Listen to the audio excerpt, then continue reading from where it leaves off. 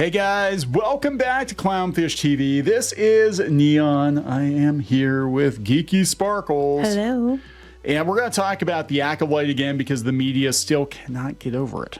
They can't get over the fact that this show has been canceled and there are more articles out there blaming men. We've got a petition out there trying to save it. And we've got Hollywood insider Jeff Snyder telling us why the show was canceled.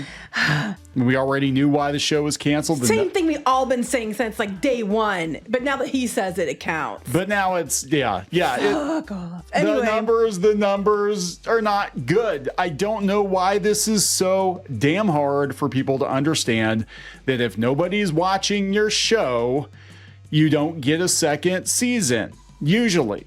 Like, it's just, duh, guys. It's general public not watching. Anyway, before you get into it any further, please subscribe for more pop culture news, views, and rants, guys. Let's talk about this. Maybe we'll go out to this article on the Nerdist, which I forgot the Nerdist still existed. Yeah, I know. I never remembered either. And Geek and Sundry, too. I'm like...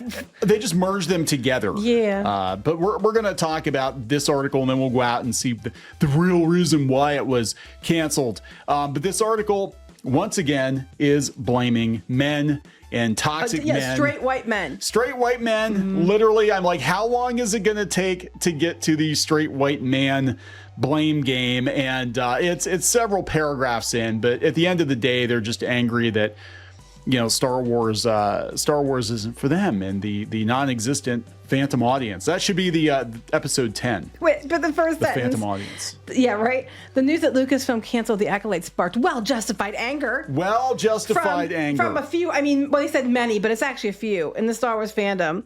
And there's a certain group gloating because they never wanted to succeed in the first place. All of this makes the and optics then there's the bad. audience that they wanted that never tuned in at all. Yeah, exactly. I mean, look, you were given a chance. Eric. Same with we talked about video games. We talked about Conquered, and we talked about Dustborn, and like you had an opportunity. Those games were well promoted, and nobody bought them. Yeah, just like this. Everybody knew this show was coming, and guess what? Nobody watched it. Nobody cared. Wait. It gets better. Okay. All of this makes the optics bad for Lucasfilm simply because it looks like the company is appeasing a very negative and annoyingly loud group of people, because they haven't been appeasing a very annoyingly loud group of people since, The Rise of Skywalker, Last Jedi. But, whatever. Even if that's not the actual truth, that is the story this group is probably painting in their minds right now. No, we've been saying look, you can have the most diverse and inclusive show ever, movie ever, and if it makes $1 billion at the box office, it's going to get a sequel, right? They never do. Numbers. And Eric here, you still have the Acolyte. You can just go watch that one, Eric. Well, people are worried they're going to pull it off the platform now. I don't think they will. I don't think they will. It's Star Wars. It's because Star Wars, and they have too much wrapped into it, and they will not. They have made much larger bad movies like, The Last Jedi and stuff, and they still keep them in canon. So their own hubris will prevent them from pulling it from the service. I think they'll keep it. Yeah, so we're I'll just skip to the part where we blame it was a target before its run. It was a target before, yeah. So let's talk about this. They're gonna blame the men. They're gonna blame the men. It's always men. Never mind, there are a bunch of people who aren't straight, aren't white, or aren't male who didn't like it either. And there's tons of people globally who just didn't watch it at all. But it's just these straight white guys. Somehow they have all the power, yet no power at all. Yeah, so in the weeks leading up to the Acolyte's premiere, many review bombed the show. Meanwhile, certain fans were very angry the show broke canon. The logic behind this notion was that if any Jedi had seen a Sith before the Phantom Menace, it would make the Jedi statement that in that film a contradiction. They said, no one has seen a Sith in 1,000 years. I mean, I don't know why it's so damn hard to get, but in reality, all of that canon-breaking talk was just a smokescreen to say they were angry a Star Wars project didn't center on any straight white men for the first time. No. Yeah, they just can't. They can't help themselves. It's like we have to keep blaming men because it's all men. Speaking of blaming men and toxic masculinity, we have a word from the sponsor of this video. Anyone who's been following our channel for any length of time has noticed that the media doesn't seem to think too highly of traditionally masculine men in gaming and other pop culture spaces. In fact, manly men are often labeled as being misogynists or sexists or even homophobes.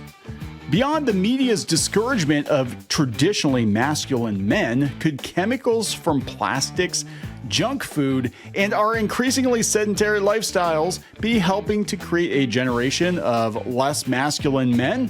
Could men be getting less manly simply from living in our modern world? I'll leave that for the experts to sort out, as I'm just a YouTube commentator, but it is provable that testosterone levels have been declining for decades, with a 17% drop among 60-year-olds in 2004 compared to 1987. Sperm count and strength in men are also decreasing exponentially, with a 32.5% decrease in mean sperm concentration in the last 50 years, and a striking reduction in grip strength among young men compared to 30 years ago. Some researchers call these changes alarming from an evolutionary point of view. But don't worry, there is hope. The Black Forest Testosterone with Tongkat Ali limited edition supplement has been dubbed a feminization killer, since it combines two of the most potent natural testosterone boosters in the market. Testosterone is a natural anabolic compound that supports muscle growth, improves endurance, and boosts testosterone levels. You'll get a good grip from that. Now, Tongkat Ali is an ancient, potent natural herb that has been used for thousands of years to increase testosterone levels, improve libido, and reduce stress levels. Again, this is natural. Guys, this supplement is an amazing natural way of boosting your testosterone to exorbitant levels, and it may be just what you need in order to reclaim your masculinity. Black Forest has said that since this product is a limited edition, once it goes out of stock, it's going to be out of stock forever. So make sure you purchase yours as soon as possible. Black Forest Supplements is a brand dedicated to bringing traditional masculinity and femininity back, fighting hard, there's a joke in there, to bring back what's been lost. So if you want to take control of your health and your life, check out Black Forest Supplements. Don't let anyone tell you that being strong and confident is a bad thing. It's what nature intended for you. And by supporting my sponsors, you support me directly. Hurry up and take advantage of this amazing 48-hour promo and support us alongside this amazing brand that is Testosterone with Tongkat Ali, the feminization killer. That's what we're calling it. Buy two, get one free, 48 hours. Go to blackforestsupplements.com/clownfish. Let's get back into this video. All right, guys, you toxic men, you toxic man babies, you ready for more? So all of this was meant to create a rotten air around the series before it ever dropped, to discourage casual fans from watching the show. Rotten air. Okay. Eric Honey, Sweet Pea. Here's the thing. Casual fans weren't reading Rotten Tomatoes reviews. No. Casual fans weren't on Twitter or reading. They're not reading the Nerdist either. Pretty much nobody is, which is part of your problem. Casual fans didn't give two shits what you said or what people like us said. They weren't the one that they just didn't give a shit about the show. That's the problem. Casual fans, the normies, the biggest audience of all, did not watch the show because they are tired of Disney Star Wars. They are tired of ridiculously stupid decisions that don't feel like Star Wars. It has nothing to do with the toxic people you don't like who didn't want to watch the show. It's how they have like the vocal minority, and there's a small amount of the fandom screaming, yet somehow they told all the normies not to watch the show. It can't be both ways, Eric. Use that thing between your ears. Think logically, Eric. How can it be both? It can't be both. All right? Schrodinger's fandom. It can't be. It's always... So, I'm tired of this shit. People just tuned out of Star Wars. They don't care anymore. Eric? Here we go again. Yeah, the show was designed to be 3 seasons. Obi-Wan and Book of Boba Fett. That's fine. They got canceled because they were only supposed to be a miniseries.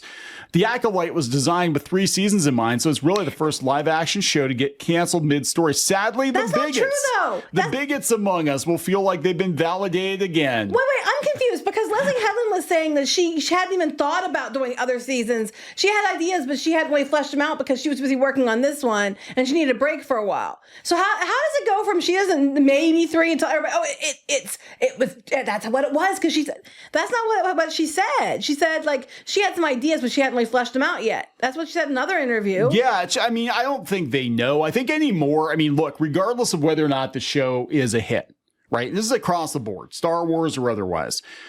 I think showrunners need to prepare for the worst. I think basically you do the best single season you can do, because so many of these shows, especially like Netflix shows, they get canceled after 1 season. Maybe 3 if you're lucky. And it's a Netflix season, so it might be like 3 quote unquote seasons of like 6 episodes each. So you get like 18 episodes. That used to be a whole full season of TV.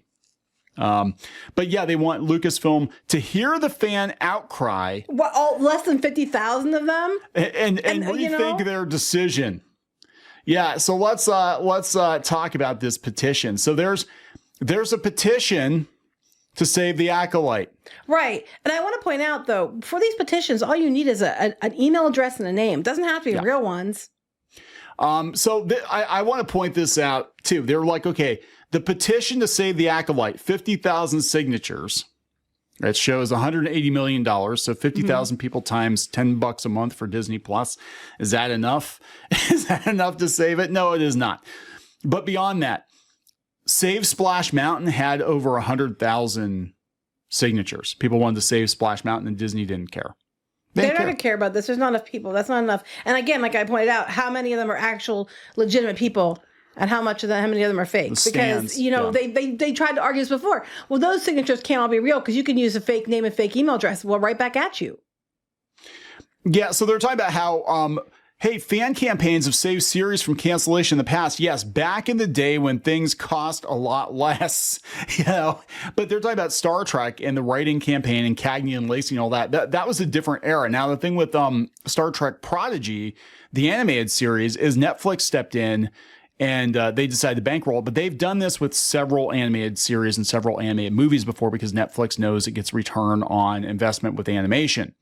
It wasn't because of all the fan interest. It was like, no, we can save this show. We can bankroll this show. I don't think it's going to be saved. I mean, and Disney's not going to, like, look, I'm sure there are plenty of people at Lucasfilm that would love to stick it to the toxic chuds, quote unquote, and would love to bring the show back just to give a middle finger to a lot of people that they hate there. I mean, it's the same Lucasfilm that had, Luke Skywalker crossed out on a photo, and I'm sure they would love it. Pablo Hidalgo would get off on it, right?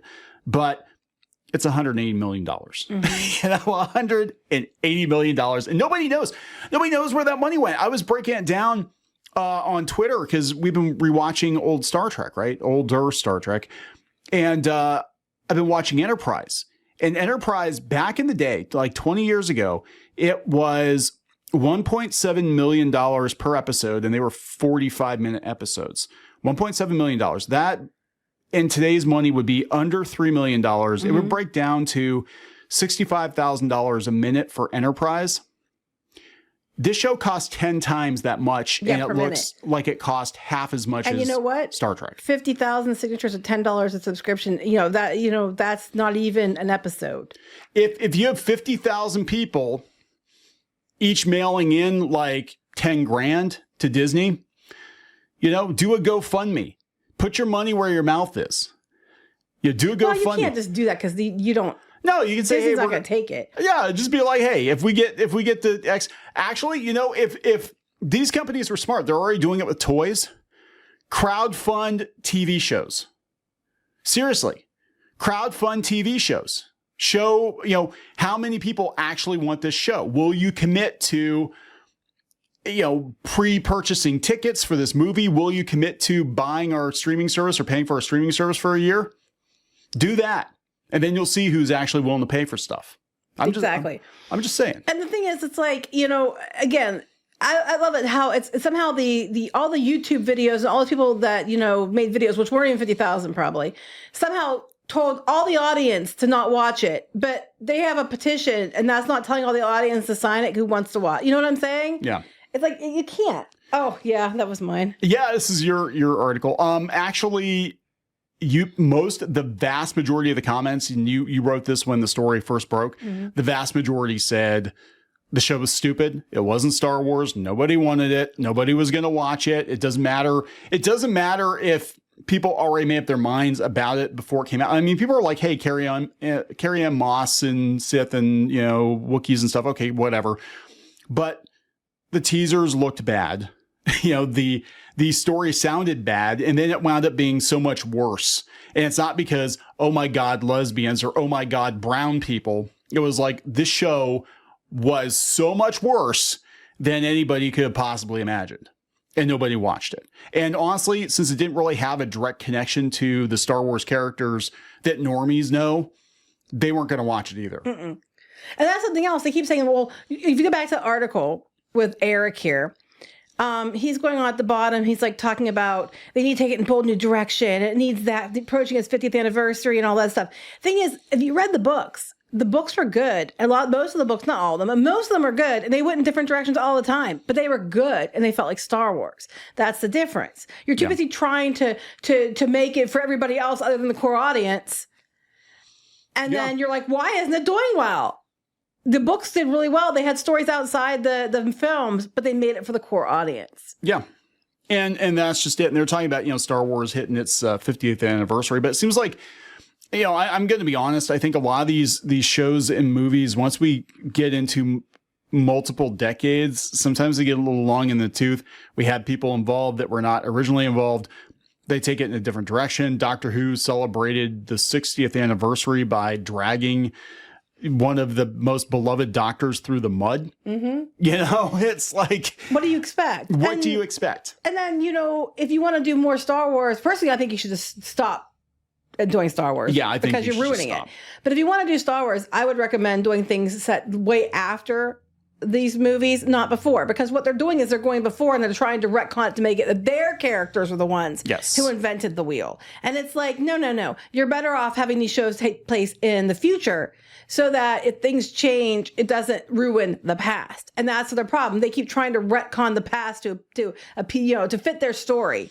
And what we need to do is we need to put the past in the past. And if you're going to move forward, move to the future. I'm not talking about Rey. I'm talking about way in the future, you know, and go from there. Or just better yet, stop. They can't. Disney spent $4 billion. Actually, Disney would have been better off. I'm going to be honest. Disney would have been better off buying Star Wars, being custodians of Star Wars, and just cranking out merchandise. Original trilogy merchandise. Or if they were going to add it to the theme park, just bring the original trilogy to the theme park. You would have made more money, I think, than releasing all these shitty Disney Plus shows and shitty sequels and brand damaging stuff. Do more Star Wars in the future, but make it, you know, the characters people knew. Yeah. You had them all. You could have done it, but you effed it up. You had one chance to get Han, Luke, and Leia. Han, Luke, and Leia. And Lando. We'll throw Lando in there too. Han, Luke, Leia, Lando. You had one chance to get them together on screen. All together. Same room. And you didn't do it. And you didn't do it. Which makes no sense. That's all people wanted. Wasting everything. Yeah. That was how we knew like Disney Star Wars was dead in the water, because that was the one thing people wanted to see. But now, you know, this is all we've been saying. You can see that my article was several days ago. We've been saying this since the moment we found out this happened. We did a video, we talked about it and said the same thing. The audience didn't watch the show. And now, don't you know that's gospel now? Because somebody else said it. Yeah, this is Jeff Snyder, he does the Insider, which is a newsletter. He's a Hollywood insider, and there were didn't rumors. Take an insider to know this. No, Disney. This is common sense. Disney wouldn't cancel it if it was bringing the views, right? They wouldn't do. But now that he said it, it matters, you know. When he says it, it's okay. Insiders explain the Acolyte was canceled because viewership was bad. No shit. And there's nothing more to it than that. No shit. even though at least one cast member said they were surprised by the decision. I'm told the Acolyte's viewership collapsed following the first 2 episodes. The first 2 episodes didn't do well either. Whereas with Andor, viewership climbed throughout the seasons. The show was renewed for season 2. Andor also drew exceptional reviews, whereas the Acolyte's reviews were more mixed. So I think they're looking at the future of the show. They're going to blame that. It's review bombing. I think they're talking critical too. Yeah, they're talking critical. I think they're looking at the long-term outlook for the show. And so people are watching the first 2 episodes when they drop them. They're like, this is dog shit. I'm not watching anymore. Whereas with Andor, they're like, oh, okay, this is pretty good. And I think with Andor, it had good word of mouth. I still haven't watched it. I'm actually morbidly curious because I've heard nothing but good things about Andor. They're like, if you like The Mandalorian season 1 and 2 and you like Rogue One, you're going to like Andor. Well, I would expect you to like it if you liked Rogue One. But I'm just like, I just when I see this, everybody keeps quoting it. I just, oh God, it makes my gears. Makes your gears grind. Yes, because I'm just like, this is exactly the first thing we said. Anybody with common sense knows this. If you were following along through the ratings and watching the ups and downs of the show as it went, this is just the logical outcome. It had nothing to do with, toxic man babies. Toxic man babies. It nothing to do with it. It was about the fact it was too expensive and the return on investment wasn't there, and people in general didn't watch the show. And whose fault was it? He said, like all shows, the Acolyte was subject to an extensive notes process, but at the end of the day, it was very much the show that Leslie Headland wanted to make. Oh, that I'm sure. Leslie Headland, who doesn't seem to know a whole lot about Star Wars. She hired people that don't know a whole lot about Star Wars. She hired people who never saw Star Wars to write the scripts for a Star Wars show.